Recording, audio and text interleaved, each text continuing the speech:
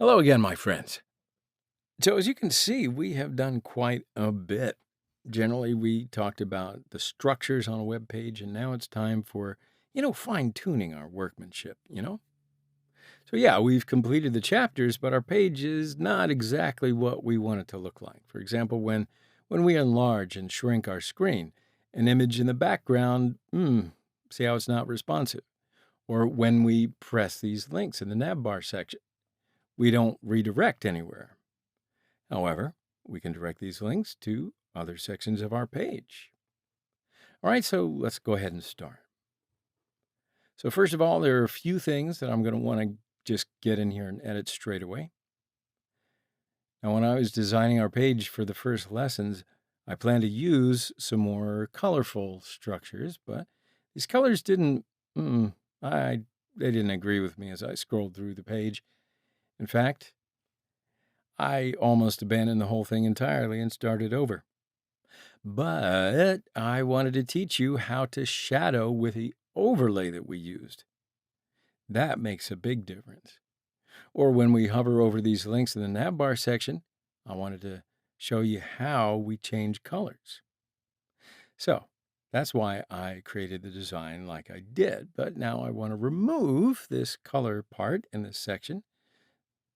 And I'll come up here to the navbar section, changes, and I'll make these colors as comments. And now when we look at our page, it has, yeah, that looks much better. All right, so now it's time to get in here and address these links. Nobody likes a dead link. So we use the ID here to prepare each one. And here we're going to direct these links to the section that we want them to direct to by giving these IDs of the href attribute. For example, if I want to go to the header section from the home link, I'll copy the ID I use for the header section and paste it in here without touching the pound or hashtag sign. So I'm going to direct you to the section where we have prepared an image gallery for courses. Testimonials part ID for About Us. For Contact Us, I can redirect to the last unit that we prepared.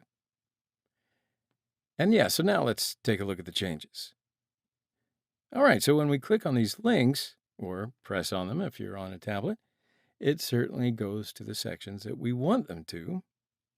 And of course, you can use whatever section that you want here. I'm not looking. So now when we press on the link, we go directly to the area that we want.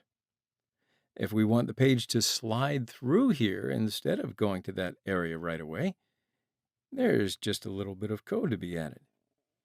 We can also use JS code for this. We can even use ready-made code. But I did it by giving the HTML tag scroll behavior feature here. So I'll just go to our CSS file, write HTML in the section where I write the general changes. I also write scroll behavior into it, and I'll add the smooth feature. So now when you look at the changes, as you can see, it switches to the area we want ever so smoothly. Yeah, so when we do it this way, you can see that it doesn't really fit into the spaces, right? So we can increase these areas if we want to, but it doesn't really matter to me. I think it's okay to look like this, but it's up to you and your, I don't know, design prowess. Yeah, okay. So I think that's enough for now. We will continue to make general changes in our next lesson. So I'll see you then. Goodbye for now.